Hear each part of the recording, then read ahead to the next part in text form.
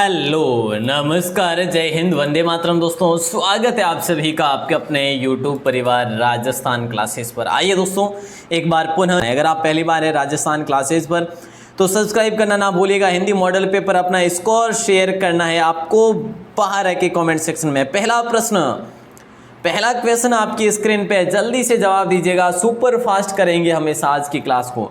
अल्प प्राण व्यंजन होता है जो व्यंजन का प्रथम, अल्प प्राण व्यंजन कौन सा होता है? व्यंजन का प्रथम, तृतीय और पंचम वर्ण या अंत्यस्थ वर्ण व्यंजन जो भी कि अल्प प्राण में आता है, या फिर हिंदी के सभी स्वर भी अल्प प्राण व्यंजन में आते हैं क्या? तो प्यारे साथियों, अल्प प्राण व्यंजन जो होता है वो उपरोक्त सभी हो जाएगा। राइट आंसर डी ऑप्शन को हम सभी क्या करेंगे? लॉक करेंगे। मोस्ट इंपोर्टेंट क्वेश्चन था, बहुत ही लाजवाब क्वेश्चन था। और अगला प्रश्न है वर्ण किस श्रेणी का है? देखिए दोस्तों, है वर्ण जो है कौन सी श्रेणी का है? अघोष व्यंजन, स्पर्शी व्यंजन, अंतस्थ व्यंजन या फिर है जो ऊष्मीय व्यंजन।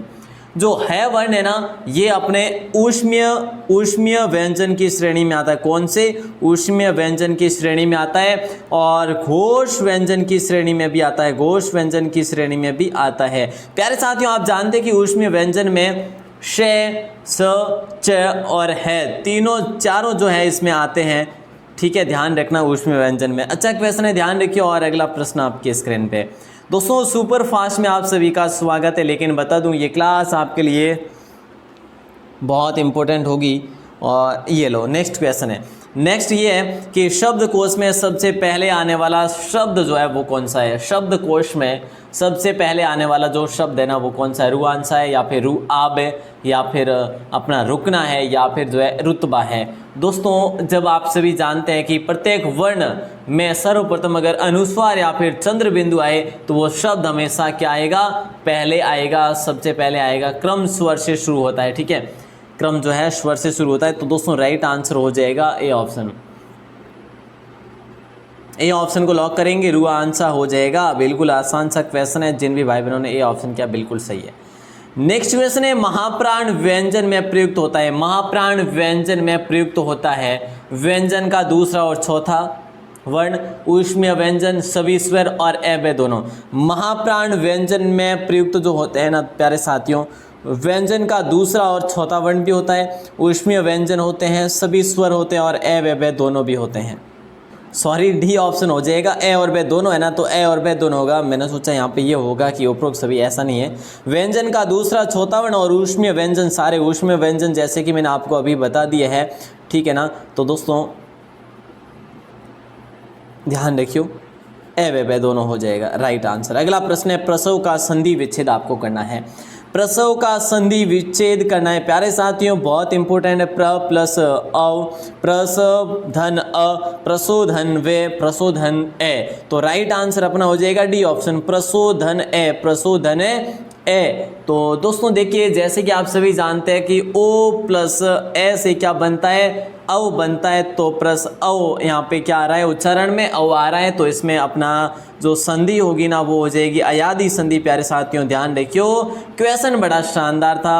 और अगला प्रश्न आपकी स्क्रीन पे जल्दी से जवाब भी बनेगा। कालातीत में कौन सा समास है दोस्तों, ये बता दीजिएगा।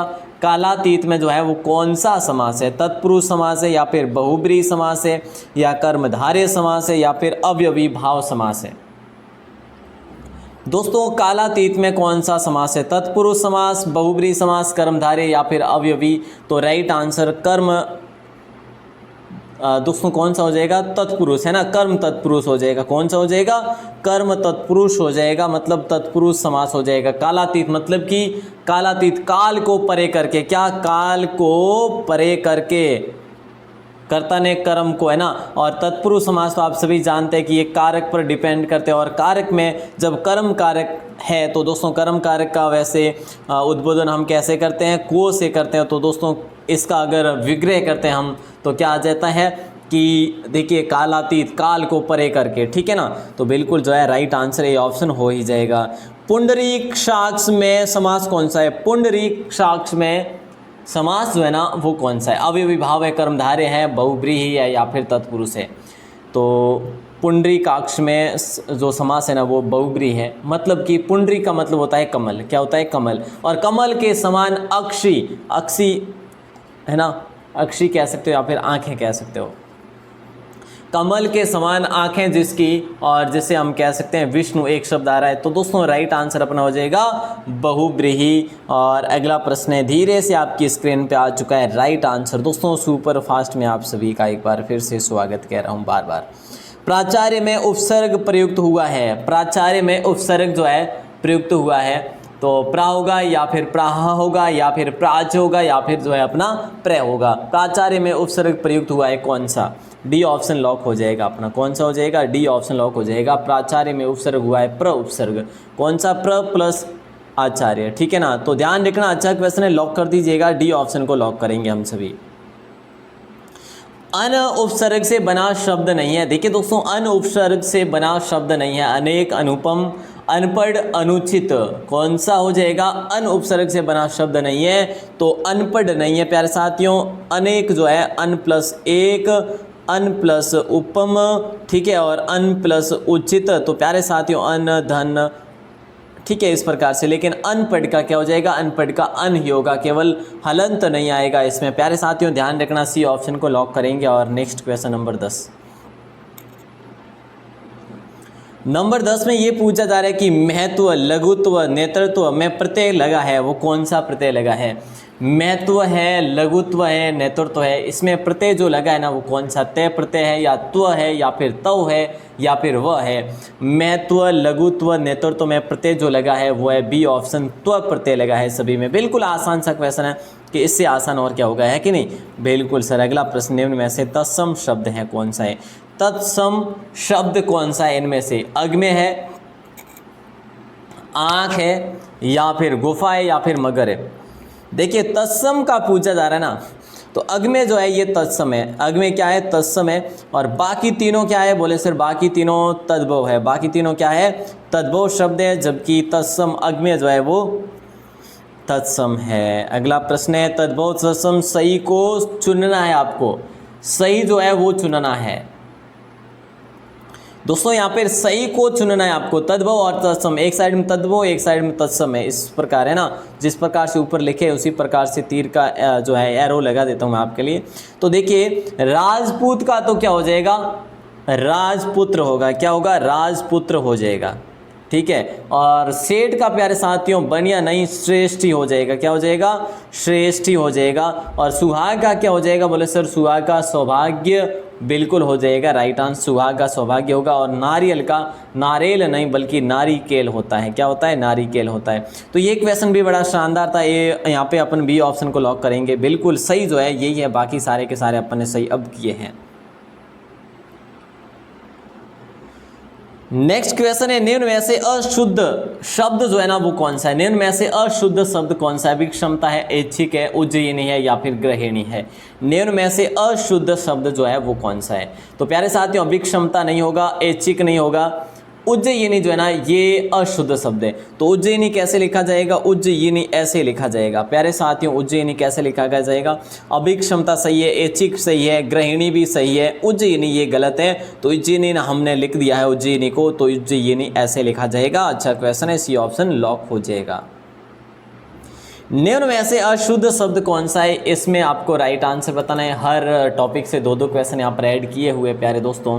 तो निम्न में से अशुद्ध शब्द जो है वो कौन सा है? तिलांजलि है, नटिनी है, पुनरोक्ति है, अपरोक्ति। अशुद्ध, सारे के सारे अशुद्ध है क्या प्यारे साथियों? यहाँ पर सारे के सारे अशुद्ध है। कैसे? तिलांजलि भाई साहब, तिलांजलि ये ला है, ठीक है, और तिलांजलि तो ये ली जो है छोटा आएगा, यहाँ पे ली छोटा आ जाएगा।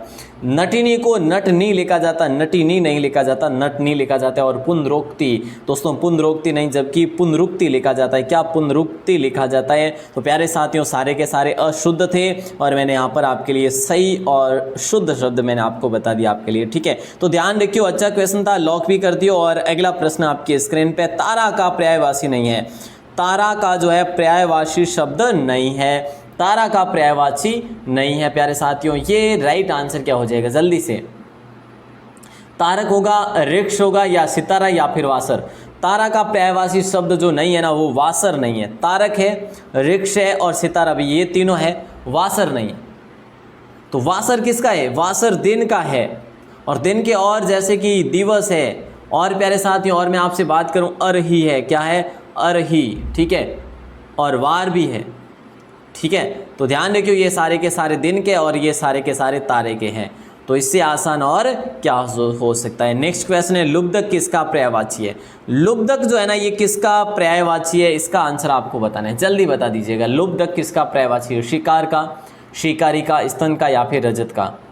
लुब्धक जो है ना ये किसका पर्यायवाची है, तो शिकारी का पर्यायवाची है लुब्धक। किसका है, शिकारी का। शिकारी को आप और अन्य पर्यायवाची के रूप में बहेलिया भी कह सकते हैं, क्या बहेलिया, अहेरी भी कह सकते हैं, क्या अहेरी भी कह सकते हैं, और व्याघ भी कह सकते हैं प्यारे साथियों, व्याघ भी कह सकते हैं। और अगर हम बात करें शिकार की, तो शिकार को तो आखेट कह सकते हैं आप लोग, और मृग्या भी कह सकते हैं, और एक आहेर भी कह सकते हैं, आहेर या फिर अहेर है ना, अहेर भी कह सकते हैं। तो ये चीज़ें आप ध्यान रखेंगे। अच्छा क्वेश्चन है, लॉक कर दीजिएगा। नेक्स्ट आता है बैर का विलोम शब्द कौन सा है। बैर का विलोम शब्द, बैर का विलोम शब्द आपसे पूछा जा रहा है, बिल्कुल आसान है दोस्तों। देखिएगा प्रीत का अप्रीत हो जाएगा, ठीक है। बैर का विलोम शब्द हो जाएगा, क्या हो जाएगा, सॉरी, प्रीति का बैर हो जाएगा। प्रीति का क्या हो जाएगा, बैर हो जाएगा। प्रीति का बैर हो जाएगा, और प्रेम का क्या हो जाएगा, नफरत हो जाएगा प्यारे दोस्तों, विलोम शब्द, ठीक है। और अगर नम्र की बात करें, नम्र क्या क्या हो जाएगा, अनम्र हो जाएगा, ठीक है। तो ऐसे में आपको ध्यान रखना है, बैर का हो जाएगा प्रीति, ठीक है सर। आगे बढ़ेंगे, अगले प्रश्न की बात करें तो निम्न में से विलोम शब्दों में असुमिलित जो है ना वो क्या है। निम्न विलोम शब्दों में से असुमिलित है वो क्या है। पार्थिव अपार्थिव दे रखा है, पाश्चात्य पौर्वात्य दे रखा है, पुरोगामी अवगामी प्रज्ञ मूढ़। देखिए यहाँ पे बड़ा अच्छा क्वेश्चन, निम्न विलोम शब्दों में असुमिलित आपको बताना है। तो जैसा कि हम बात करें असुमिलित होगा अपना पुरोगामी, बाकी पार्थिव अपार्थिव सही है, पाश्चात्य पौर्वात्य सही है, पुरोगामी को अवगामी नहीं बोलते, पश्चगामी कह सकते। इसका जो विलोम शब्द है ना वो है पुरोगामी का पश्चगामी हो जाएगा। इसका विलोम शब्द क्या है, पश्चगामी होगा। प्रज्ञ का मूड सही है। तो यहाँ पे असुमिलित जो था वो सी ऑप्शन था, लेकिन हमने अभी सही कर लिया है। नंबर 19 क्वेश्चन है, इच्छा की समाप्ति समानार्थी शब्द है। इच्छा की समाप्ति जो है समानार्थी शब्द है, तृप्ति, अर्पण, रोष या फिर अर्चना। देखिए इच्छा की समाप्ति जो है ये तृप्ति जो हो जाएगा राइट आंसर। इच्छा की समाप्ति मतलब कि तृप्ति। दोस्तों अर्पण का मतलब समानार्थी शब्द की बात करें तो अर्पण मतलब कि छोटों द्वारा बड़ों को आदर देना या फिर अर्पण देना, है ना, अर्पण देना, छोटों के द्वारा बड़ों को देना, वो अर्पण होता है। रोष की बात करें किसी अवांछनीय या फिर किसी अवांछित निर्णय के लिए जो विरोध पर क्रोध का भाव उत्पन्न होता है वो रोष कहलाता है, ठीक है ना। और दोस्तों आगे बढ़ते हैं और अगले प्रश्न को देखते हैं। फल का अनेकार्थक शब्द क्या है। नंबर 20 का राइट आंसर क्या हो जाएगा। फल का अनेकार्थक शब्द जो है ना वो खाने का फल है या अंश है या समर्पण है या आवश्यकता है। तो सही जवाब अपना हो जाएगा फल का अनेकार्थक शब्द हो जाएगा खाने का फल, ठीक है। अंश जो है ना ये अंश जो है ये कला का अनेकार्थक शब्द है, कला का। जैसे एक विषय हो गया, अंश एक विषय भी आप कह सकते हैं उसे, और कला भी कह सकते हैं आप, इसे कुशलता भी कह सकते हैं प्यारे साथियों, ठीक है, कुशलता। और समर्पण की बात की जाए दोस्तों, समर्पण की बात की जाए तो ये अपन आगे अपना क्वेश्चन आ जाएगा। खाने के फल की बात करें तो मेवा है, लाभ है, जैसे मेवा भी कह सकते हैं, लाभ भी कह सकते हैं और परिणाम भी कह सकते हैं, ठीक है। तो ये इसके अनेकार्थक है। आवश्यकता, ये उपेक्षा, ये तुलना कह सकते हो, इसके अनेकार्थक है। ये इच्छा भी कह सकते हैं, है ना, ये इसके अनेकार्थक है। समर्पण अपन आगे पढ़ेंगे। दोस्तों अगला प्रश्न है, चाल मोक्ष स्थिति किसके अनेकार्थक शब्द है, ये बताना है। चाल मोक्ष स्थिति किसके अनेकार्थक शब्द है, जल्दी बता दीजिएगा। आंसर क्या होगा, दौड़, प्रगति, प्रचाल या इनमें से कोई नहीं है। तो राइट आंसर क्या हो जाएगा, कोई नहीं हो जाएगा, डी ऑप्शन सही उत्तर हो जाएगा। चाल मोक्ष स्थिति किसके अनेकार्थक शब्द है, तो इनमें से किसी के भी नहीं है। ये गति के अनेकार्थक शब्द है। किसके, गति के अनेकार्थक शब्द है ये सारे। दौड़ नहीं है, प्रगति भी नहीं है, प्रचाल भी नहीं है। तो गति के अनेकार्थक शब्द चाल, मोक्ष और स्थिति। नंबर 22 क्वेश्चन है, कौन सा शब्द युग्म असुमिलित है। कौन सा शब्द युग्म जो है असुमिलित है, असुमिलित है। उदर, उदर का पेट सही है ना, बिल्कुल, ये तो सही है। गर्व का घमंड बिल्कुल सही है। खाद का गोबर नहीं होगा, उर्वरक हो जाएगा। प्यारे दोस्तों, खाद का उर्वरक हो जाएगा। कृति ये देखिए, ये कृति और रचना ये सही है। एक कृति वैसे वो होती है बड़ी वाली कृति, ठीक है, जिसे अपन यशस्वी बोल सकते हैं, ठीक है। ये शब्द युग्म आपसे पूछा गया है। क्या पूछा गया है? शब्द युग्म पूछा गया है। तो अच्छा क्वेश्चन है, लॉक कर दीजिएगा प्यारे दोस्तों। खाद का उर्वरक होगा, न कि गोबर होगा। अच्छा है। और अगला प्रश्न आपकी स्क्रीन पे, लुब्ध का शब्द युग्म क्या हो जाएगा? लुब्ध का शब्द युग्म लालच, आसक्त, प्राप्त या फिर कमर। लुब्ध का शब्द युग्म जो होगा ना, वो होगा आसक्त हो जाएगा। क्या हो जाएगा? आसक्त। दोस्तों लालच जो है ये किसका है? ये लोभ का है। लालच किसका है? लोभ का है। और अगर लुब्ध जैसे कि लब्ध जो प्राप्त है ना, प्राप्त किसका है? ये लब्ध का है। लब्ध, ठीक है। और लुब्ध ये अलग है, आसक्त हो जाएगा। और कमर लंक का हो जाएगा, ठीक है। अच्छा क्वेश्चन है, लॉक कीजिएगा। और दोस्तों अगला प्रश्न नंबर 24 आपके स्क्रीन पे है। रात का भोजन वाक्यांश के लिए एक शब्द होगा। रात का भोजन वाक्यांश के लिए एक शब्द होगा। ब्यालू, खाना, आगामी, आद्योपांत। रात का भोजन वाक्यांश के लिए एक शब्द होगा। ब्यालू, खाना, आगामी या आद्योपांत। तो दोस्तों ब्यालू हो जाएगा। आसान सा क्वेश्चन है। आद्योपांत की बात करें दोस्तों, ये प्रारंभ से लेकर अंत तक कह सकते हो। प्रारंभ से लेकर अंत तक एक शब्द के लिए, एक वाक्यांश के लिए एक शब्द है ये। आगामी की बात करें, आगे आने वाला, ये एक शब्द के लिए आगामी हो जाएगा, ठीक है। अच्छा क्वेश्चन था ये भी। और नंबर 25 क्वेश्चन है, काया पलट मुहावरे का अर्थ कौन सा हो जाएगा? काया पलट होना मुहावरे का अर्थ जो होगा वो कौन सा हो जाएगा? नंबर 25 क्वेश्चन देखिए, जल्दी से आंसर बता दीजिएगा। बिल्कुल बदला होना, बदल जाना कह सकते हैं आप। शरीर पर प्रत्यारोपण करना, विरोध करना या बहुत बीमार होना। काया पलट होना मतलब कि बिल्कुल से बदल जाना, ठीक है, बिल्कुल से बदल जाना। यहाँ पे राइट आंसर अपना ए ऑप्शन हो जाएगा। कहते हैं ना कि भाई रेत हो तो बदल गयो है नहीं? तो इन हिसाबों आप कह सको कि काया का पलट होना मतलब कि बिल्कुल बदल जाना, ठीक है। आपके लिए ये था। बड़े बोल का सिर नीचा, क्या हो जाएगा राइट आंसर? बड़े बोल का सिर नीचा। इस कहावत का सही अर्थ जो है ना प्यारे साथियों, बड़े बोल वाला नीचा रहता, ये नहीं होगा। कड़वा थूथू मीठा गप ये भी नहीं होगा। घमंडी को नीचा देखना पड़ता है। बड़े बोल का सिर नीचा मतलब कि घमंडी को बार बार नीचा देखना पड़ता है जहाँ पर भी हो। दोस्तों जो ज़्यादा ही बोलता है तो क्या करता है? नीचा देखना पड़ता है उसे। अगला प्रश्न आपकी स्क्रीन पे है 27 नंबर। निम्न में से शुद्ध वाक्य है, इनमें से शुद्ध वाक्य कौन सा है? देखिए दोस्तों क्वेश्चन बड़ा अच्छा है। ये पंक्तियाँ वीर रस से हैं। तेरा बहिन गिर गया, बिहारी भाषा। सत्यवान की पत्नी सावित्री एक पतिव्रता नारी थी, मैं रास्ते में गुजर रहा था। देखिए यहाँ पर शुद्ध वाक्य आपसे पूछा जा रहा है। ये पंक्तियाँ वीर रस से है, नहीं ऐसा नहीं होगा। ये पंक्तियाँ वीर रस से ली गई है, ऐसे होगा ये, ठीक है ना। तेरा बहिन गिर गया मतलब तेरी बहिन गिर गई, ऐसे तो आप लिख सकते हो, लेकिन तेरा बहिन ये पुल्लिंग स्त्रीलिंग में डिफरेंट है। चलो, सत्यवान की पत्नी सावित्री एक पतिव्रता नारी थी, ये आपका सही उत्तर है, ठीक है, शुद्ध वाक्य है। मैं रास्ते में गुजर रहा था, मैं रास्ते से गुजर रहा था, क्या हो जाएगा यहाँ पर? से हो जाएगा। तो प्यारे साथियों अपना फिलहाल सी ऑप्शन हो जाएगा लॉक। जो भी भाई बहन सी ऑप्शन बता रहे हैं, बहुत बढ़िया। शुद्ध वाक्य कौन सा? इनमें से शुद्ध वाक्य, दोस्तों ये वाक्य एक ही है लेकिन इनमें से शुद्ध आपको बताना है। साहित्य और जीवन का घोर संबंध है, साहित्य और जीवन का भिन्न संबंध है, जीवन और साहित्य एक अटूट संबंध है, साहित्य और जीवन में भयंकर संबंध है। भाई साहब बहुत ही अच्छा क्वेश्चन है। शुद्ध शब्द क्या? वाक्य की बात हो रही है तो साहित्य और जीवन का अभिन्न अंग है, अभिन्न संबंध है। राइट आंसर अपना हो जाएगा बी ऑप्शन को लॉक करेंगे, ठीक है। ये आपका शुद्ध वाक्य है, ध्यान रखियो। और नेक्स्ट क्वेश्चन ये लीजिएगा। नेक्स्ट क्वेश्चन 29 नंबर है कि बाबूजी ने छात्रों के लिए घंटी बजाई, इनमें से किस कार्य का लोप हो रहा है? इसमें कौन सा कारक जो है इसमें आ रहा है? दोस्तों बाबूजी ने क्या किया? घंटी बजाई। किसके लिए? छात्रों के लिए, ठीक है। तो अपादान ने, दोस्तों देखिएगा, अपादान, संप्रदान, करण या फिर कर्म। तो क्या आप सभी जानते हैं के लिए क्या हो रहा है? बाबूजी ने छात्रों के लिए, किसके लिए? छात्रों के लिए। यहाँ पर के लिए का लोप हो रहा है तो भैया संप्रदान। संप्रदान में क्या आता है?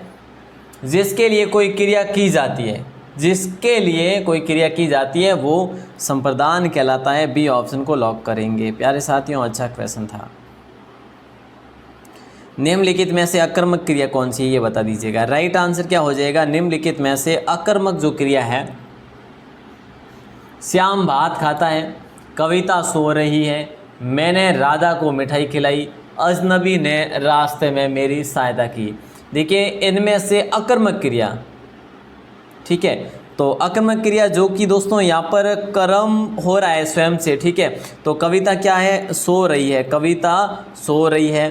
तो देखिए श्याम भात खाता है, श्याम खाता है अगर होता तो अपन अकर्मक कर सकते हैं, लेकिन श्याम क्या कर रहा है? भात खा रहा है, तो इसमें सकर्मक हो रहा है, ठीक है, सकर्मक क्रिया हो जाएगी। मैं राधा को मिठाई खिलाई, मैंने राधा को क्या खिलाई? मिठाई, तो ये भी सकर्मक है। तो दोस्तों अकर्मक हो जाएगा कविता सो रही है, कविता नींद ले रही है, कविता भाग रही है, ये इस प्रकार से है ना। चलो साहब अगला प्रश्न है, मसान शब्द जो है ना ये कैसा शब्द है?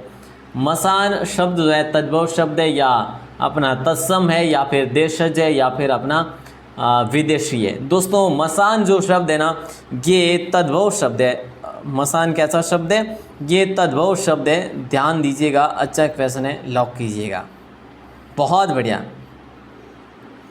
दोस्तों, नेक्स्ट क्वेश्चन है, रक्तलोचन किसका पर्यायवाची है? रक्तलोचन जो है ये किसका पर्यायवाची है? औषधि का है, कौवे का है, कपोत का है या फिर कामदेव का है? रक्तलोचन किसका पर्यायवाची है? राइट आंसर बताना है दोस्तों। रक्तलोचन जो है ना ये किसका पर्यायवाची है? तो ये कपोत का पर्यायवाची है। दोस्तों औषधि के पर्यायवाची की बात की जाए तो दवाई वगैरह जो होती है औषधि की क्या है? पर्यायवाची है। दोस्तों कामदेव की बात करें, कामदेव के पर्यायवाची में मदन आता है, काम आता है प्यारे साथियों, कंदर्प भी आता है और कंदर्प है, ठीक है, कंदर्प, ठीक है, और एक और मनोज भी आता है दोस्तों, मन सिज भी आता है, मन सिज, ठीक है। तो ये किस में आते हैं? ये कामदेव में आते हैं प्यारे साथियों। रक्तलोचन जो है कपोत का पर्यायवाची है। कौन से क्रमांक में सभी शब्द जो है ना तत्सम है? देखिए दोस्तों किस क्रमांक में सभी शब्द जो है ना तत्सम है? नख चीर जड़ता सिर, हार दूर दल भार, पाशी दिनार चल रई, धो चल ढाल निसी दिन। इनमें से कौन से क्रमांक में सभी शब्द जो है ना तत्सम है? तो सभी शब्द जो तत्सम है ना वो हार दूर दल भार हो जाएगा। बी ऑप्शन को लॉक किया जाएगा यहाँ पे। ऐसे क्वेश्चन दोस्तों अगर एग्जाम में पूछा जाता है तो हम बड़े कन्फ्यूजन में हो जाते हैं कि कौन सा सही होगा।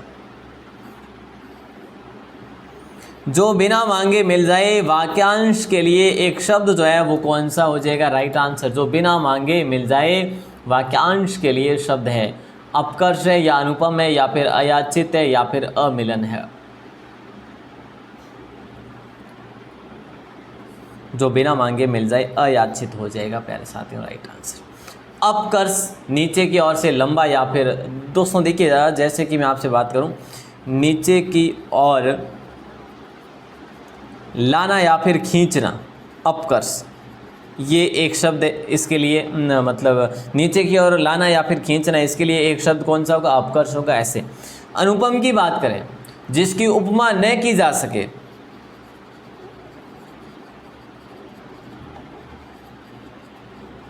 ठीक है, तो अनुपम हो जाएगा। और बिना मांगे मिल जाए वो अयाचित हो जाएगा। बोले सर नेक्स्ट क्वेश्चन बता दीजिएगा। ये लीजिएगा आपका अगला प्रश्न है, जूं के डर से गूदड़ी नहीं छोड़ी जाती, मुहावरे का अर्थ क्या है? दोस्तों जो माथे की जो जूं होती है ना उसके डर से गूदड़ी नहीं छोड़ी जाती, गूदड़ी मतलब बिस्तर नहीं छोड़े जाते, तो मुहावरे का अर्थ क्या है? इसकी कोई व्याख्या नहीं होती प्यारे दोस्तों, ये हमें पढ़ने होते हैं, ठीक है। छोटी चीज़ से डरना या छोटी बाधा से लक्ष्य नहीं त्यागा जाता, एक बाधा यहाँ पे, दो बाधा नहीं है। छोटी सी समस्या को भगाना या उपरोक्त सभी। जूं के डर से गोदड़ी नहीं छोड़ी जाती, छोटी सी बाधा से लक्ष्य नहीं त्यागा जाता। राइट आंसर बी ऑप्शन हो जाएगा। बोले सर सारे बी ही है क्या? वो हमें क्या करना, वो तो हमें तो हमारे क्वेश्चन देखने हैं। नंबर 36 क्वेश्चन आपकी स्क्रीन पे, राइट आंसर क्या ही हो जाएगा? अनेकार्थक में कौन सा युग्म असत्य है? प्यारे साथियों राइट आंसर जो होगा ना वो क्या हो जाएगा? अनेकार्थक में कौन सा युग्म असत्य है? अंतर मध्य, देखिए अनेकार्थक में कौन सा युग्म असत्य है?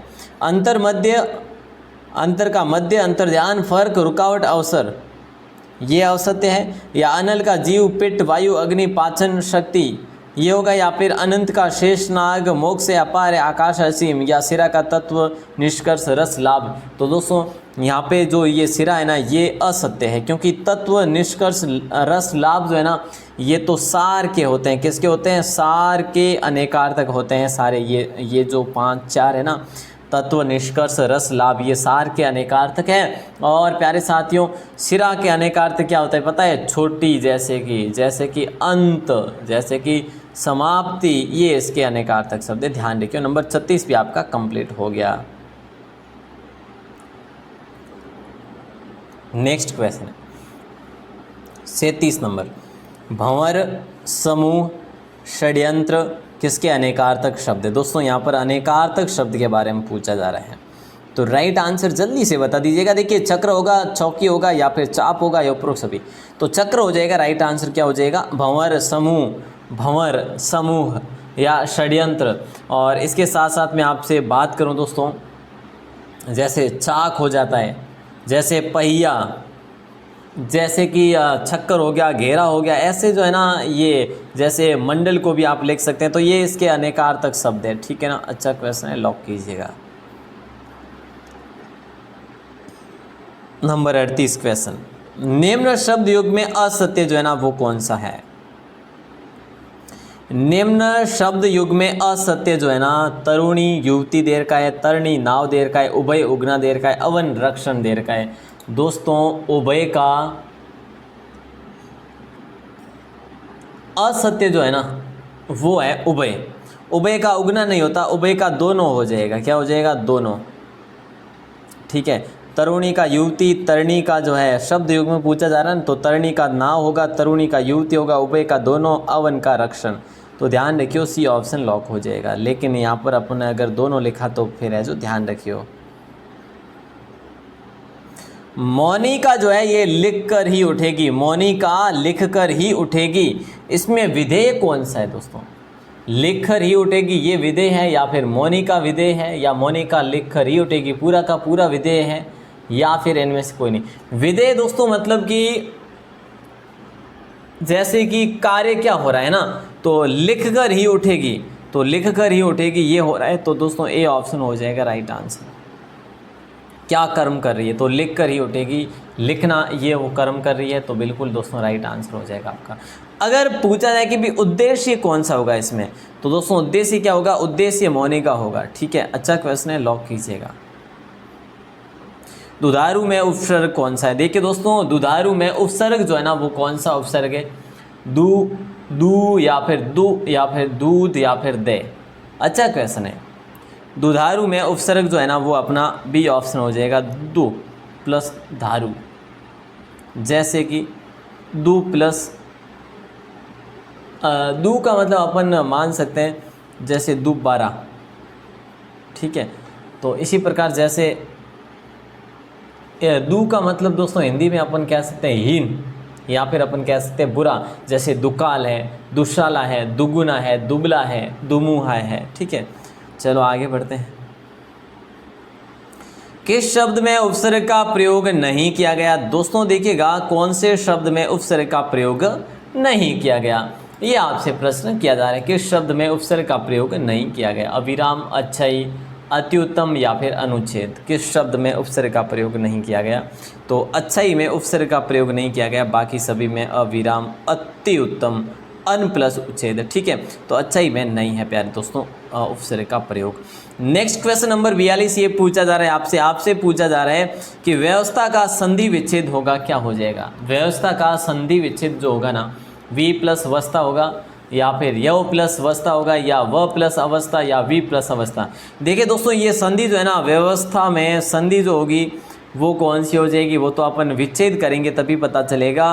वी प्लस अवस्था मतलब कि आपकी इसमें संधि हो रही है यण संधि। कौन सी संधि हो रही है? बोले सर यण संधि हो रही है। क्वेश्चन बड़ा लाजवाब है, डी ऑप्शन को लॉक करेंगे हम सभी भाई बहन मिलके। अच्छा अगला है नंबर 43। प्रतिष्ठा में कौन सी संधि है? दोस्तों ये बता दीजिएगा, प्रतिष्ठा में कौन सी संधि है? स्वर संधि, विसर्ग संधि या व्यंजन संधि या फिर इनमें से कोई नहीं। प्रतिष्ठा में कौन सी संधि है, यही तो क्वेश्चन पूछा जा रहा है। राइट आंसर जो होगा वो हो जाएगा, देखिए प्रति प्लस स्था, ठीक है, तो इसमें व्यंजन संधि हो जाएगा प्यारे दोस्तों। सी ऑप्शन जो भी भाई ने बता रहे हैं उन सभी का राइट हो जाएगा।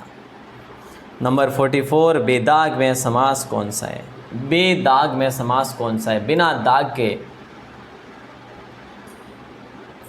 बिना दाग के अवयवी होगा, कर्मधारय होगा, या बहुब्रीहि होगा, या तत्पुरुष। देखिए दोस्तों, बेदाग मैंने आपको कई बार बताया होगा दोस्तों, जैसे कि हम बात करते हैं अवयवी भाव समास की, यहाँ पे राइट आंसर भी आपका यही होगा। और अवयवी भाव में दोस्तों जो शब्द आते हैं, जैसे कि पद आते हैं, मैं आपसे बात करूँ जब विग्रह करने पर, आ, हर, बे, नी और प्रति। जैसे कि बेदाग, तो बे ये देख लीजिएगा ये आ रहा है, ठीक है। तो दोस्तों जहाँ तक की बात करें, ऐसे अगर वर्ड आए तो आप समझ जाइएगा कि अवयवी भाव है, ठीक है, ध्यान रखिए। अगला प्रश्न नंबर 45 आपकी स्क्रीन पे भाववाचक संज्ञा पूछा जा रहा है। देखिए दोस्तों, भाववाचक संज्ञा जो है ना, इनमें से कौन सी है? सुंदर है, स्वास्थ्य है, उत्तम है, या फिर उपरोक्त सभी है। भाव किस में दिखाई दे रहा है दोस्तों? तो भाववाचक जो संज्ञा है ना वो स्वास्थ्य हो जाएगा, ठीक है, क्या हो जाएगा? स्वास्थ्य हो जाएगा। और उत्तम जैसे कि इसे आप गुणवाचक कह सकते हैं प्यारे साथियों, ठीक है। स्वास्थ्य अपना राइट आंसर हो जाएगा, बी ऑप्शन अच्छा क्वेश्चन था।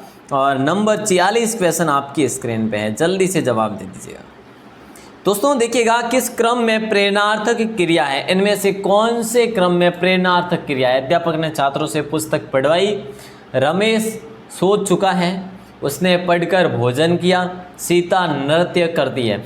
किस क्रम में प्रेरणार्थक है? मतलब जहाँ पर जिस वाक्य में उसे प्रेरणा मिल रही है, प्रेरणा का भाव उत्पन्न हो रहा है। तो अध्यापक ने छात्रों से पुस्तक पढ़वाई, तो इससे क्या हो रहा है? अध्यापक ने प्रेरणा के साथ उससे पुस्तक पढ़ाई। तो दोस्तों राइट आंसर ये ऑप्शन हो जाएगा। आसान सा क्वेश्चन है, बहुत अच्छा क्वेश्चन है ये। नंबर 47 है, पुस्तकालय में पुस्तकें हैं, कौन सा कारक है दोस्तों? ये बता दीजिएगा। राइट आंसर क्या होगा? पुस्तकालय में पुस्तकें हैं, कौन सा कारक है? संबंध कारक है, या संबोधन कारक है, या अधिकरण कारक है, या फिर कर्ता। देखिए पुस्तकालय में, पुस्तकालय में, और दोस्तों मैंने आपको कई बार बताया, मैं, पर, मैं और पर, ये दोनों पद जो आते हैं ना, ये किस में आते हैं? ये अधिकरण में आते हैं। और अधिकरण को हम कैसे पढ़ते हैं? मैं, पर, ठीक है। तो राइट आंसर अपना हो जाएगा सी ऑप्शन। अच्छा क्वेश्चन था, लॉक कीजिएगा और आगे बढ़ते हैं और अगले प्रश्न को देखते हैं। आइएगा नंबर 48 क्वेश्चन, अपादान के लिए सही क्रमांक कौन सा है? देखिए दोस्तों, अपादान के लिए सही क्रमांक जो है ना वो कौन सा है? बहू सास के साथ जाती है, सास बहू से काम कराती है, बहू सास से सामान लेती है, और सास बहू से बात करती है। देखिए यहाँ पे अपादान के लिए सही क्रमांक, अपादान का वैसे पद जो है वो कौन सा है? से, मतलब कि पत्ता टहनी से टूटा, मतलब कि क्या हो रहा है? अलग हो रहा है। तो ये से जो है ना, ये यहाँ पर क्या काम कर रहा है? अलग होने का काम कर रहा है, अलग करने का कार्य करता है से। और ये से किसके लिए? अपादान का है ये से। तो दोस्तों अब इसमें अलग होने का क्या हो रहा है? बहू सास के साथ जाती है, बहू सास बहू से काम कराती है, बहू सास से सामान लेती है, और सास बहू से बात करती है। तो दोस्तों बहू जो है सास से सामान लेती है, तो राइट आंसर सी ऑप्शन हो जाएगा। मतलब सामान जो है ना वो क्या हो रहा है? अलग हो रहा है, सास से बहू तक आ रहा है। तो ये क्वेश्चन भी अच्छा था, लॉक कीजिएगा सी ऑप्शन के साथ। अब मैं आपको ले चलूँ अगला 49 क्वेश्चन, निम्न में से अशुद्ध शब्द जो है वो कौन सा है? दोस्तों जल्दी बताइएगा, निम्न में से अशुद्ध शब्द जो है ना वो कौन सा है? उम्मीद है, आशा है कि आप सभी इसका आंसर सही से बताएंगे। जी विषा जो है ना ये बिल्कुल सही है, जी विषा ये सही है। मालकिन भी सही है, मालकिन भी सही है, अभीष्ट भी सही है। तो गलत जो है जो वो सी ऑप्शन है, वर्णिक होगा मेरे प्यारे साथियों, णी आएगा यहाँ पे, नी नहीं, जबकि णी आ जाएगा। सी ऑप्शन को लॉक करेंगे, अशुद्ध है ना इसीलिए। दोस्तों लास्ट क्वेश्चन दे रहा हूँ, इसका आंसर आपको बाहर है कि कमेंट सेक्शन में देना है। उम्मीद ऐसी है कि आप इसका जवाब जरूर देंगे। अशुद्ध वाक्य जो है ना इनमें से राजनीति वैमनस्यता बढ़ाती है, मैं कभी नहीं रोता। छात्र ने शरारत की, मैं अब बहुत थक चुका हूँ। दोस्तों इसका राइट आंसर आपको बताना है 12 के कमेंट सेक्शन।